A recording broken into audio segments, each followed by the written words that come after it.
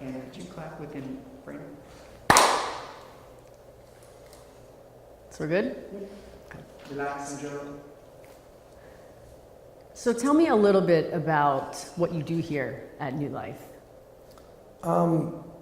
My title is operations lead, so that would be like the technicians and stuff, the people that do everything from accountability to going to group, to doing what they need to do, to go to the sessions with their therapists and their case manager and stuff. My responsibility is to keep all of that on schedule with them, making sure they're getting their medications, making sure everything's working like that. And then I also come up with like protocols and procedures. I think the main thing I do is advocate for the clients to the directors, which are extremely busy most of the time. So what would something that you would need to advocate on the client's behalf be for? What would they need that you would help them with? Sometimes it's a dietary restriction they didn't tell the doctor. Sometimes it's small like that. Sometimes it's just as small as like they ran out of cigarettes. Sometimes it's like they need something from the store. They'd like something, you know, just they're not feeling well. They might not be able to, you know, I'm really not feeling well. I'm not sure if I can go to the group, something like that. And then I'll go talk to them and be like, hey, so this is what I'm observing. This is what I'm seeing. This is why I think they should go rest, why we should go get them something. Let me send so-and-so to go grab cigarettes or something like that. So what is an average day for you like? So let's say you show up at 9 a.m. What do you first do when you get here? So I show up at 7 a.m., make sure that the meds are all ready and good to go for the clients for the day. Make sure there's coffee, clean up, kind of make sure that it looks nice. Go over what happened in the shift before, because even though I'm leading it, I'm only here for 8 hours a day. So I got to check up on the graveyard shift and the PM shift to make sure that the clients were okay. None of them feel like not heard. None of them are feeling depressed. I mean, which is common, but just so that I can know and set up a plan to like help address that or be mindful of it while they're having their day. Now you've worked at recovery centers for several years. Mm-hmm. How is New Life different from some of the other facilities you've worked with? New Life, I came over here because they had an idea that was really helping people. Somebody helped me, and it's the only reason I do it, you know. If it wasn't for the purpose, I wouldn't be in the business. And a couple of friends of mine told me about John, and they told me what he was doing over here and what he believed in. And I wanted to come be a part of that right away.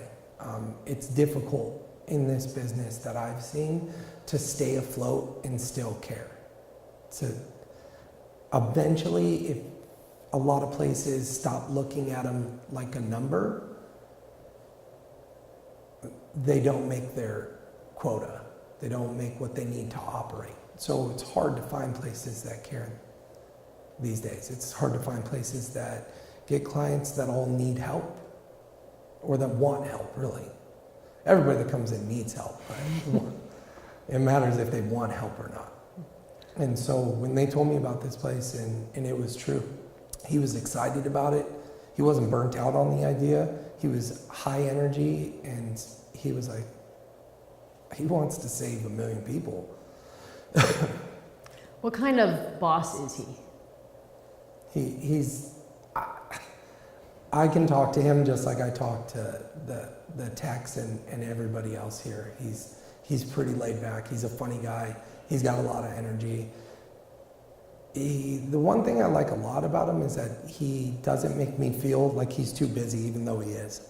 When like I see him and stuff, he always stops to like chop it up, say a couple of jokes, and then go do what he's got to do, you know? So I think it's that I wanted to just be a part of that. It sounded like they were doing something real here, and I just wanted to be a part of it. And it sounds like he's assembled a team that also shares similar thoughts. You guys have a group here, a core group that all operates under the same core values. Tell me a little bit about the group dynamic and how everyone works together. When they called me, it was other people I knew in treatment, working in treatment. They were working spread out all over. And he assembled these people, and from what I heard, he told them to find the best people in the business, the best people at helping people, the best people at finding people, and the best people at helping people stay and save their own lives. And so everybody was handpicked, and when I came through the door and saw everybody that was in there, it was everybody I have respected the most in the industry since I started. And I was definitely hooked at that point. I was like, okay, they're doing something real here. Everybody knows each other from working before. Everybody has a good relationship. It's a bunch of people that, the biggest thing that I've seen is when people take addicts personally. Addicts don't, 75% of the time, they don't have behaviors, they have symptoms. And when you start treating somebody with a symptom like they're poorly behaved, they're going to react in a negative way. And everybody here believes in that it's not personal and they need help, whether they can help themselves or not. And so when you work with a bunch of people you respect and that all believe in that same thing, it comes down to a fine point and things get very focused, without having to try too hard, because everybody here jokes. You have to, you know what I mean? You work with a rough crowd. There's a lot of cursing, a lot of people that have been incarcerated, a lot of people that have been through the ringer due to what comes with addiction. And when you work with those kind of people, it can't be personal. It's just got to be, their life has to be worth more than your pride, And everybody kind of comes together in that same thing. And everybody treats each other with respect. I've never felt disrespected since I came here. From the owner to the directors to the techs, everybody, it just kind of flows. We all know each other's stride. This is a very high-end Are you hot? Is it hot in here? It's just me. A little bit. Is there any way we can turn on the air? Because I feel like he's starting to shine a little bit. Cut for a second. I don't know, she said. And if you would mind clapping in the frame. Stand by, we're going to roll. And good. Thank you. This is a beautiful facility, very high-end. From the grounds, right when you are first driving up here, you've got these lush, vineyards, which are a little ironic. But then when you step inside, it is, very spa-like. What was your first impression when you drove up here and you saw where you would be working? Oh no. I like to get in with the most difficult kind of people, the people with the most difficult kind of behaviors. And so when I saw it, I was like, is this a resort or are we going to deal with people with a problem? You know what I mean? But now I think it's so amazing. You come up that long driveway. The biggest thing is to get someone to trust you and to feel safe and to wow them or to make them really comfortable helps with that a lot. Whatever discomfort, what I've noticed, addicts are in the most discomfort as humanly possible. They are completely want to crawl out of their skin. And so if you can have beautiful views, a nice pool, huge showers, nice fluffy hotel-like beds, all that stuff helps to keep them here. So now I think it's amazing. It's made my job a little bit easier because I don't have to work so hard because the house is doing some of the work to make them feel comfortable, Good point. This is the nicest house I've worked in. It's a really nice house. Now, you mentioned wanting to help people because someone helped you. So tell me a little bit about your story. I grew up in Los Angeles and I was partying and having fun like everybody else. And then I started to self-medicate because of the way I started to feel. And once I started to do that with alcohol, drugs started to come into it, and everything stopped working as well. And I kept obsessing on feeling better.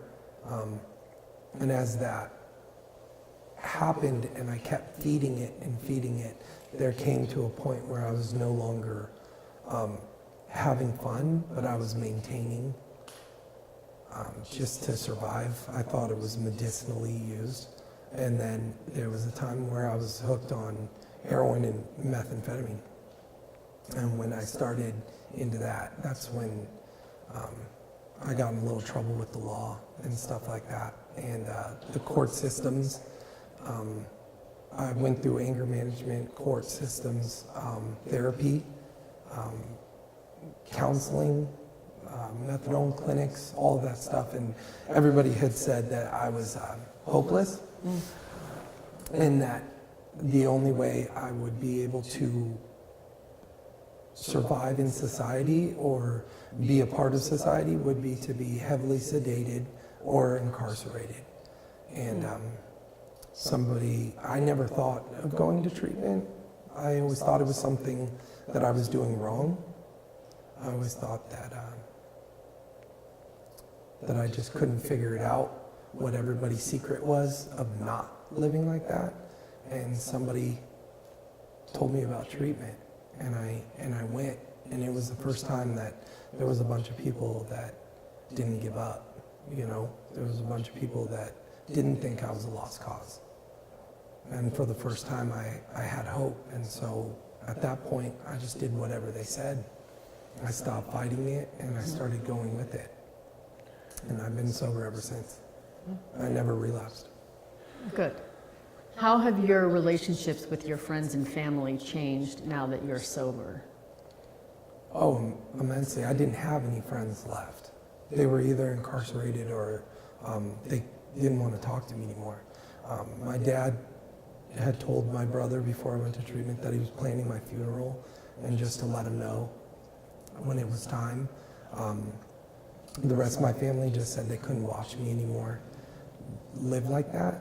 And now I've had my nephew over at my house this weekend. I go over to my family's house once a week to hang out and see everybody. I have friends all over where I live that I can call and pick up the phone. There's people that are calling me for advice all the time, which is almost humorous for people that knew me before, you know. I have more than I ever thought I would ever have. I always tell people I thought what I needed was my house back, my car back, my family back, and my friends back.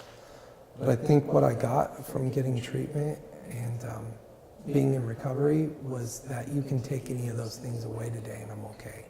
That's something that I never thought I could get. What? Let's do a pat down for perspiration cut. Just pretty much, yeah. Are we stopping? Yep, cut, please. And I'll ask you the last. Oh, okay. Perfect. Okay, and this story is about, can you kind of intro it, like what's it about? It was actually it was like a metaphor I said at a meeting once, and a bunch of people, I guess, got something. It's not a funny story. Tell me, I want to hear. Okay. It was about me like going to treatment, you know, how No, please, tell me. Could you like relate it as one of the great What are you- experiences? It's stuck in me. He was in your... Sorry. Oh, And speed. now we're going, okay. So you have a little story that you want to share with me today about when you first kind of entered into treatment? Well, it was like a metaphor that like I came up with, and I was talking to the people that work. No, this was something that I was talking to another client about, and they asked me like, "Why do you do this?" You know what I mean? And a lot of people ask me, "Why do you do this? Why do you work with addicts?" A lot of people have different opinions on whether they can stop or not, or how it's done. You know, and I told them it's like a man falls into a well, you know, and he's at the bottom of the well. And everybody says, well, we told him not to play in that area. We told him not to go around there. We told him there was a well out there, but he's still stuck and he can't get out of it, you know. And finally he's down there and his hands and feet are bleeding from trying to get out. and somebody comes by and says, hey, you're going to be okay. Just put your left foot here and your right hand here. And he explains exactly how to get out. And he said, and when he finally came out, he's like, nobody would help me. Like, how did you know, you know? And the guy said, well, I was down there before, and I couldn't go down there because I might get stuck with you. But somebody explained to me how to get out of there. And so that's something I can't repay except for to help people get out of the well that fall in. And it made a lot of sense to me, you know. It made a lot of sense to them when I said it. And it's very fulfilling. Yeah. Being able to help other people in your position. Yeah, that's why I like working directly with the clients. It takes a lot of moving parts to make this happen, but I like to be on the floor with them. Yeah. And what are you most grateful for today? I am most grateful for not really needing anything, for being able to not be sick, being able to not be depressed, being able to... I'm most grateful for my happiness no longer being contingent on things outside of myself. Well said. Thank you. Well, thank you. It was a pleasure speaking with you. I'm very happy to hear your story and your journey. So thank you for sharing that with us. Thank you. Thank It was you. nice to meet you. Cool. Nice to meet you. All right. Great job. Thank you.